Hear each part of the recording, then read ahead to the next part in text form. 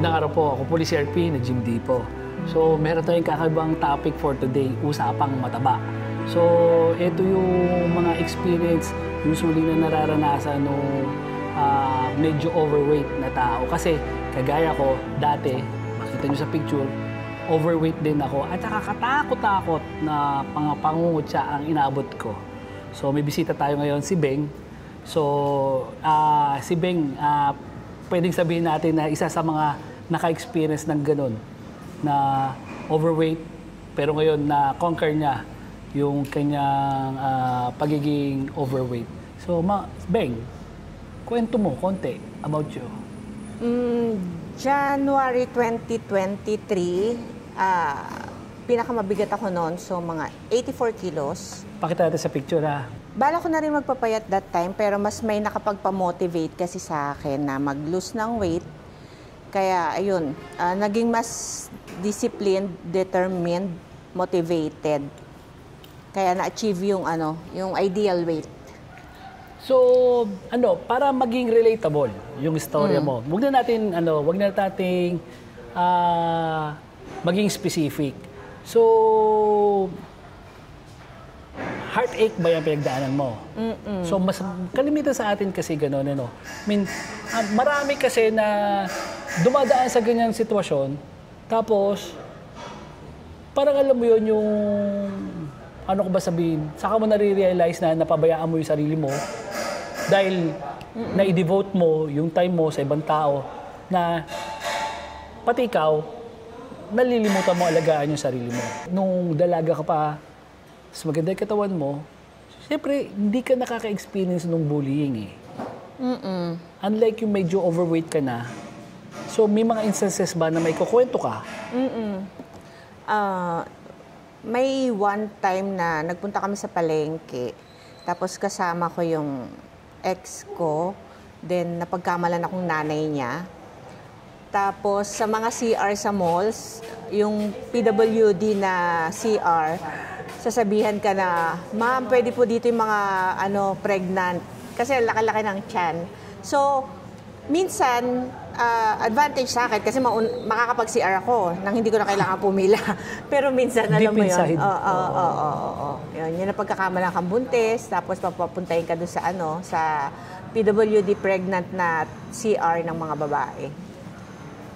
Pero yung after nung breakup, pwede bang ma-interpret na doon mo na-realize yung parang doon mo napansin yung sarili mo na may mga parang kakulangan? Kumbaga dati parang hindi mo naman napapansin. Hindi, aware naman ako na mataba ako. Aware ako na mataba ako. Kaya nga sabi ko nga, gusto ko na rin magpapayat that time. Mas na-motivate lang, mas gusto kong mapabilis yung process. So, kung dati parang ningas kugon, bukas magda-diet ako. Which is nag-try ka naman dati? Oo. Lumait din naman ako, tapos lumaki ulit. Hindi tuloy-tuloy. Oo, ngayon, ito naman yung ko, kasi gusto ko na na makatok natin yung ibang mga overweight, no? Kasi, ito yun kagaya ko, ako may-ari na ako ng gym. Sipin mo, ako na yung may-ari ng gym, pero nako-conscious pa ako. Nagkakaroon ako ng fear na mag-gym kasi pagpunta ko sa gym, nakikita ko yung mga kasabay ko doon, puro mga puro mga built na sila. Tapos ikaw pa yung may-ari ng gym, tapos ikaw yung defeat. So ikaw, nung nag-umpisa ka mag-gym, ano yung naramdam mo? Anong effort na ginawa mo para makapasok ka ng first day mo sa gym? Nag-iya ako ng mga kasama para yun nga, kasi parang first time, hindi mo alam gagawin, nakakaya. Tsaka, naghanap kami ng yung gym na familiar or kakilala. Sa experience namin kasi, majority ng pumupunta sa mga bagong tayong gym, mga beginner. Bakit? Kasi, marami dun sa mga beginner kasi, nai-intimidate sila na mag-gym na. Kagaya mo, naghanap ka ng familiar sa'yo na gym kasi may kakilala ka. Kasi ang mahirap kasi, sa totoo lang, pag na-realize mo na it's either may problema doon sa weight mo, gusto mong solusyonan yun, harapin yun, ang solusyon mo doon, punta ka sa gym. Pero yung yung motivation mo tsaka self-esteem mo, mababa. Kaya tuloy, maraming hindi nagji-gym doon sa mga established na gym kasi kalimitan dito, mga ano na eh. Kagaya, may magkakakilala na sila. Magaganda na yung katawan. Tapos ikaw tong hindi ganun pa kaayos, na-intimidate ka. Kaya actually, yun yung pinopromote namin dito sa Gym Republic. Sa Gym Republic kasi dito sa Gym Republic Lipa, pinopromote namin to kasi alam namin na maraming mga gustong mag-start sa gym or yung gustong mag-lose ng weight na nahihiya, na nai-intimidate. So, dito, ini-invite namin yun para nang sa ganun, pagpunta nila rito, welcome sila, tapos hindi sila maaalangan. Kasi nga, lahat naman dito, hindi magkakakilala pa. Kasi nga, bago pa lang yung gym. Oo. So, ngayon, eto, nagsimula ka mag-gym. Gaano katagal mo na-achieve yung from this to this? Nag-start ako mag-gym siguro mga March, April 2023. Tapos, by September, October 2023, siguro ganito na yung nakuha ko ng idea. Mga ilang buwan yun? Sabihin natin March, April, May, June, July, August, September, October, 6 to 7 months. Bago mo na-achieve from this to this, di ba? Pero ito yun. Honestly, hindi lang lahat yan. Hindi lang lahat gym di ba? So, mostly talaga diet, food. Ano yung ginagawa mo? Nag-intermittent fasting. Una yung intermittent fasting. Tapos nag-calorie deficit. Plus yung protein bar. Oo. So, sa protein bar, meal replacement. So, pag after mag-gym or pwedeng before, pwede mo siyang i-take. And hindi mo na kailangan mag-consume ng maraming food. Tapos busog na busog ka na. Yun no? Kasi yun yung kagandaan ng protein bar na meron kami dito sa The Gym Republic. Kasi, ang problema, madaling mag-workout eh. Okay, nakikita mo sa internet yung workout. Pero ang problema mo, after workout, kailangan mo mag-replenish nung nutrients sa katawan mo. Pag minsan, doon nagkakamali yung iba na, okay, nag-workout ako, parang lisensya na kahit kaano kainin. Or, hindi ko lang talaga alam kung ano yung kakainin yung macros ko. Diba? So dito, ang maganda kasi dito, kung hindi ka sigurado, meron kaming rito yung pre-workout. So yung pre-workout dito, merong coffee na may whey protein. Maganda pre-workout yun. Tapos, meron din dito, pagkatapos mo mag-gym, yung meal replacement mo nga. So may mga smoothie na may protein content din. Mababa ang sugar, mababa ang calories, pero mataas sa protein. May waffle din. Yun, which is pwede mong kainin. Actually, akala nga nila parang dessert ang dating, pero actually, kagaya na sabi mo, meal replacement ito. Importante kasi yung yung kakainin mo susunod after mo mag-workout kasi kailangan mong mag-replenish, mag-heal. Kasi na-damage yung mga muscles mo, nagkaroon ng tear sa mga tissues. So, kailangan ma-replenish yun. So, doon nakakatulong yung PB. So, okay, ilang 6 months mo na-achieve? Most probably, 6 to 7 months, ganun. Pero ang tanong ko, na-achieve mo na yan, dire-diretso na. Di kasi dati ningas ko gon. Kabaga, di ba high low. Before 20, nung 2023, tuloy-tuloy na. So, maintain na lang. Which is good. So, continuous na, naging lifestyle na kasi. Lifestyle na. So, ngayon, honest opinion, ano yung naging difference nung Kasi nakikita ko, nakaganyan suot mo eh. Honest opinion, ano yung pinagkaiba nung dati? Sa overall, sa feeling, sa confidence and all. Una-una, yung sa health, natanggal talaga yung maintenance ko ng high blood tsaka cholesterol. So dati may maintenance ka? Oo, may ininom akong maintenance high blood tsaka cholesterol. Tapos siguro mga 2023 din yun, ng mga last quarter, nagpapunta akong endok. Tapos, nagpa-blood test and all. Tapos, ni-repeat uli after 3 months. Tapos, puro normal na. So, sabi ng endok, pwede nang hindi ako mag-take. Basta i-monitor ko si BP. Which is, hanggang ngayon naman, is lagi pa rin namang normal. Never naman siyang tumaas pa uli. Pero wala ka lang yan? Wala nang maintenance. isipin mo So, ang laki ng epekto sa health. Una-una yon. Tapos, pangalawa yung sa physical appearance talaga. Every time pinapakita ko yung picture ko ng 84 kilos ako, meron kasing mataba na pag pumayat, naiiwan yung muka. Kumbaga, marirecognize mo pa rin na, ikaw to.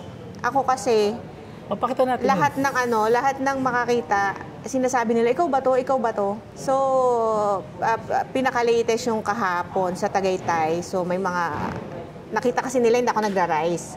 So, pinakita ko yung picture ko before, parang hindi ikaw to. Ikaw ba to? Ganon sila. So, parang hindi daw ako. So, yung mukha ko talaga nag-iba nung 84 kilos ako sa mukha ko ngayon. Ilan ka na ngayon? 57 kilos. 57 kilos. Naglalaro sa 57, 58. Laki nun. Yung 30 kilos nun, basically 1/3 mo ang nawala sa'yo. Tapos yun, may enjoy mo yung mga damit. Dati kasi, lagi lang ako naka-black dress or naka-leggings. Oo, leggings, t-shirt, black dress, yun lang paulit-ulit. Tapos ang pantaas ko lagi is, dalawa lang yung color na binibili ko. It's either black or white. Pero mostly lagi ako naka-black.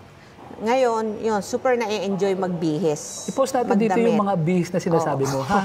Sige. Sobrang confidence na ngayon talaga. No? Sobrang confidence. Pero yun yung hindi lang kasi yung health, actually, yun talaga yung goal mo, yung health.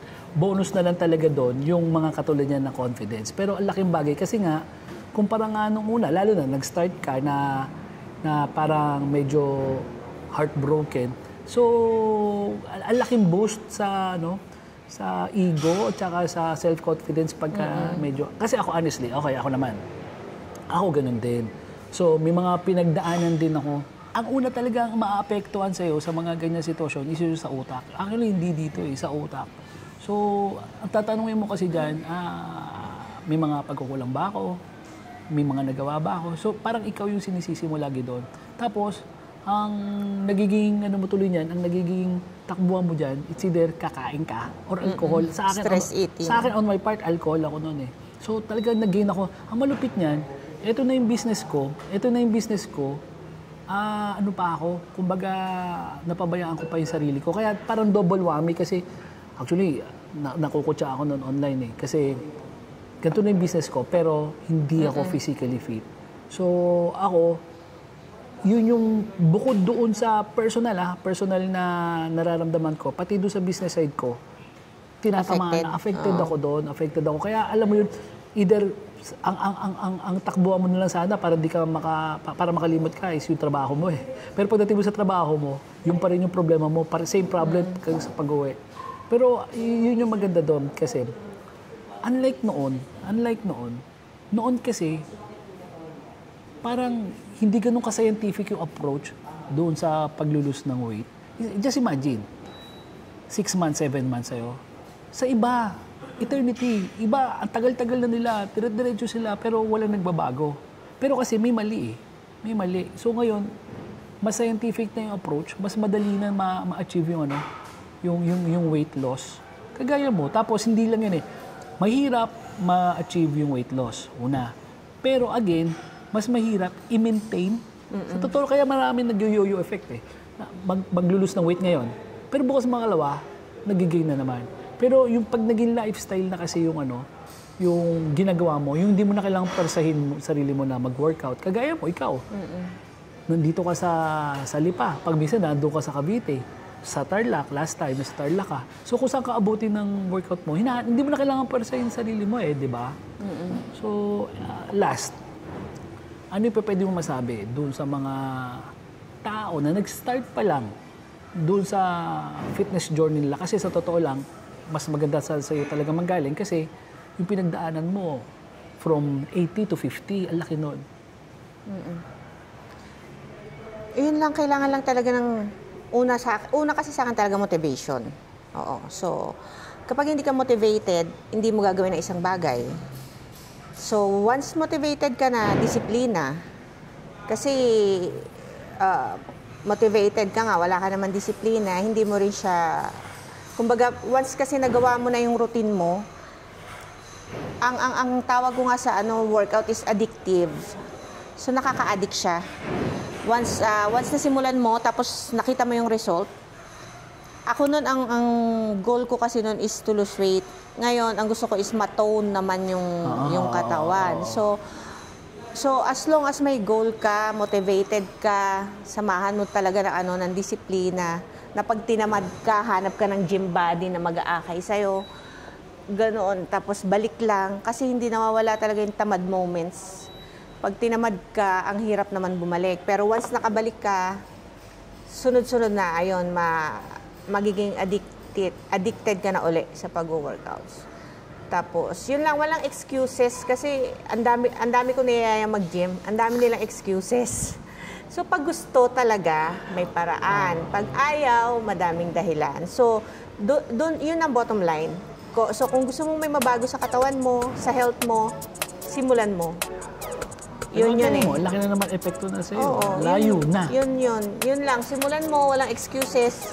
Hindi yung madaming excuse na pagod, may mens, inaantok, maglalaba. Kumbaga, yun nga, pag ayaw, madaming dahilan. Pag gusto, gagawa ng paraan. Yun lang. Good comment yun. Good suggestion yun. Good advice yun. Ako po si RP ng Gym Depot. Magandang araw po.